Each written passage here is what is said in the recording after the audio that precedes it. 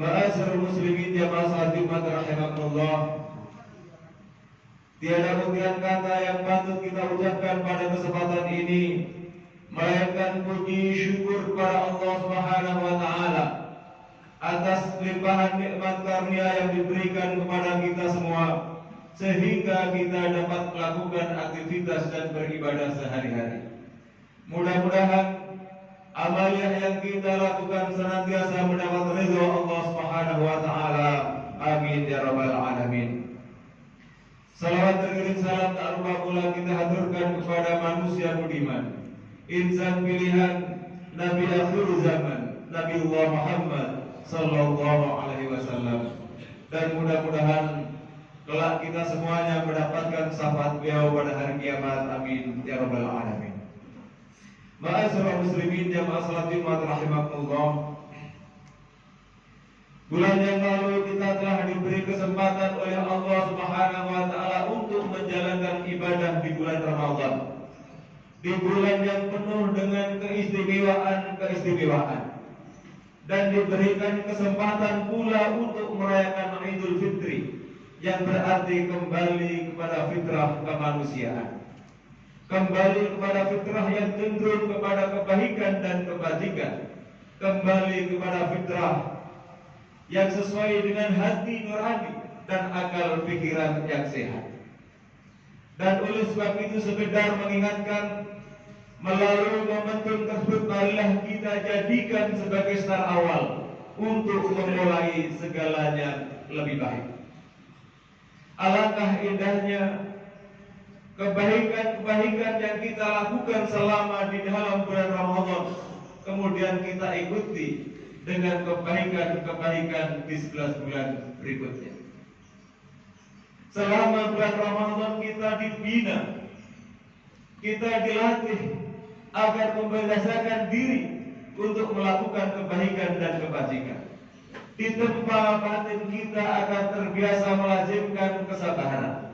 Maka ketika kita ikuti kebaikan-kebaikan itu di 11 bulan berikutnya, maka insya Allah kita termasuk orang-orang yang senantiasa istiqomah. Ma'asyiral muslimin jamaah salat Jumat rahimakumullah. Dan oleh sebab itu marilah kita senantiasa meningkatkan kualitas ibadah kita kepada Allah Subhanahu wa taala. Kualitas amaliyah kita, ibadah kita, kualitas salat kita, baik yang wajib maupun yang sunnah. Kita lakukan ibadah salat kita dengan penuh tumakninah, dengan penuh kehusukan, dengan menghayati bacaan-bacaan yang kita lantunkan, sehingga di dalam kita menjalankan ibadah tersebut benar-benar menjadi sebuah kebutuhan jasmani dan rohani kita, bukan hanya sekedar menjadi menggugurkan kewajiban semata-mata. Ma'asyiral muslimin jamaah salat Jumat rahimakumullah. Salat dalam Islam menempati kedudukan yang tidak dapat dibandingkan oleh ibadah yang lain. Karena salat merupakan tiang agama sebagaimana sabda Rasulullah sallallahu alaihi wasallam, "As-salatu imaduddin." Salat merupakan tiang agama. Sebuah bangunan tidak akan berdiri dengan kokoh dan tegak manakala tidak ada tiangnya. Di dalam hadis lain Rasulullah SAW tegaskan, Rasul Amri al-Islam, inti setiap perkara adalah Islam, wa amuduhu as-salat. Sedangkan tiangnya adalah salat. Wa zirwatu sanamihi al-jihadu fi sabilillah. Sedangkan puncaknya adalah berjihad di jalan Allah Subhanahu wa taala. Ma'asyiral muslimin jamaah salat Jumat rahimakumullah. Salat adalah ibadah yang pertama kali diwajibkan oleh Allah Subhanahu wa taala. Dan mengingat begitu pentingnya ibadah ini, Allah sampaikan secara langsung tanpa melalui perantara sebagaimana dalam peristiwa Isra dan Mi'raj Nabi Muhammad sallallahu alaihi wasallam. Dan salat merupakan amal yang pertama kali akan dihisab oleh Allah Subhanahu wa taala. Sebagaimana sabda Rasulullah sallallahu alaihi wasallam, "Awwalu ma yuhasabu bihi abdu yaumil qiyamati as-shalah."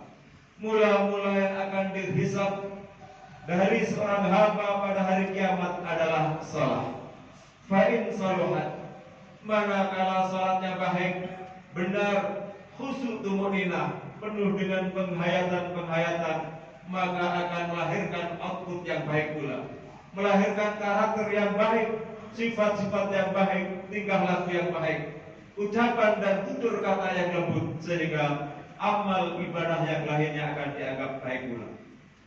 Faida fasadat, akan tetapi sebaliknya, apabila di dalam menjalankan ibadah salat kita rusak, tidak khusyuk, tidak tumaninah, maka akan melahirkan output yang kurang bagus juga, karakter, akhlak, tingkah laku, ucapan dan seterusnya, sehingga amalan-amalan yang lain pun kemudian akan menjadi rusak. Ma'asyiral muslimin jamaah salat Jumat rahimakumullah.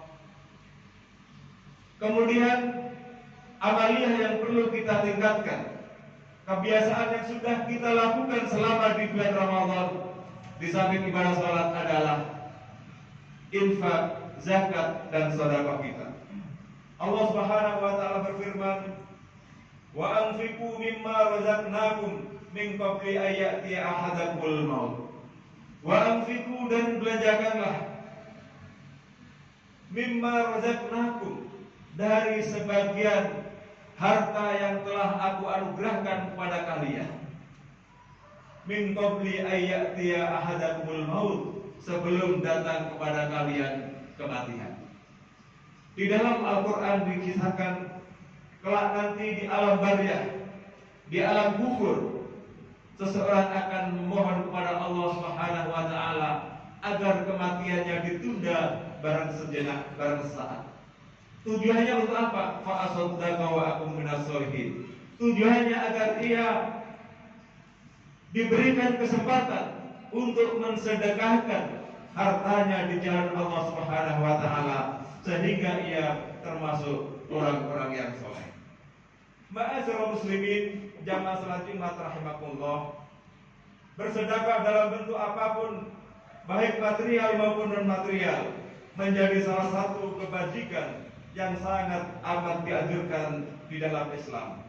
Dengan bersedekah berarti kita telah memberikan kontribusi, membantu kepada mereka yang membutuhkan, kepada mereka yang terlantar. Dan disinilah sesungguhnya inti daripada Islam sebagai ajaran yang amat sangat memperhatikan akan aspek sosial. Dan oleh sebab itu, kalau ada seseorang yang beragama hanya mementingkan dirinya sendiri, sementara di kanan kirinya banyak anak-anak kelaparan, bayi yang menangis karena kehabisan susu, banyak anak-anak yatim yang tidak sekolah dan seterusnya, kemudian ia acuh tak acuh, apatis dan masa bodoh, maka terhadap orang yang beragama seperti ini, Rasulullah SAW tegaskan, laisa minna, tidak termasuk golonganku, tidak termasuk umatku. Alladzi yasba'u, yakni mereka yang perutnya kenyang penuh dengan berbagai macam aneka makanan dan minuman, wajaru ja'ir ila janbihi, sementara tetangganya menangis menjerit kelaparan. Ma'asyiral muslimin jamaah salat Jumat rahimakumullah, di dalam Al-Quran surat Al-Munafiqun ayat 10 menganjurkan orang-orang beriman untuk membagi sebagian rezekinya kepada yang lain. Hal ini dimaksudkan sebagai bentuk rasa syukur atas pemberian yang Allah Subhanahu wa taala berikan. Jadi di dalam ayat tersebut Allah menganjurkan agar orang-orang mukmin membelanjakan sebagian harta rezeki yang telah Allah Subhanahu wa taala kurniakan untuk sesama yang lainnya, untuk fakir miskin, untuk mereka yang membutuhkan, untuk mereka yang terlantar. Hal ini dimaksudkan yang pertama, sebagaimana disebutkan tadi, sebagai bentuk rasa syukur atas nikmat, atas pemberian nikmat yang Allah Subhanahu wa taala berikan. Kemudian yang kedua, sebagai bentuk rasa peduli dan empati terhadap sesama, dan sebagai aplikasi daripada ajaran Islam yang sesungguhnya. Dan yang ketiga, sebagai bekal untuk kehidupan kita sendiri nanti di akhirat, kehidupan sesudah kematian, kehidupan yang kekal dan abadi. Ma'asyiral muslimin, jamaah salat Jumat rahimakumullah. Dalam sebuah riwayat, ada seorang sahabat mendatangi Rasulullah SAW yang sedang membaca surat At-Takatsur. Lalu Rasulullah SAW bersabda, ada seseorang manusia mengatakan, hartaku, hartaku.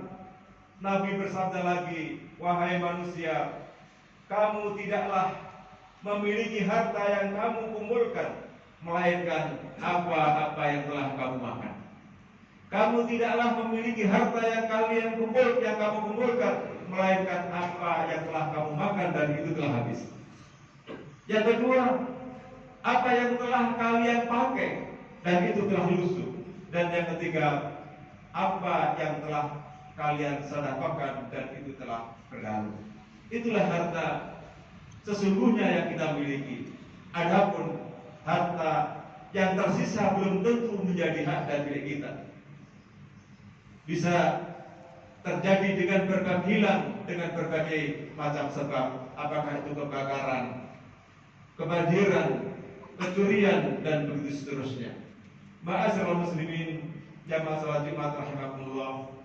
Dan oleh sebab itulah melalui Jumat ini khatib mengajak kepada hadirin sekalian untuk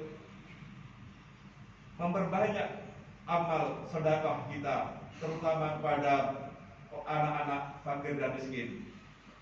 Bersedekah kepada anak-anak yatim memiliki keistimewaan yang sangat luar biasa bagi mereka yang melaksanakan.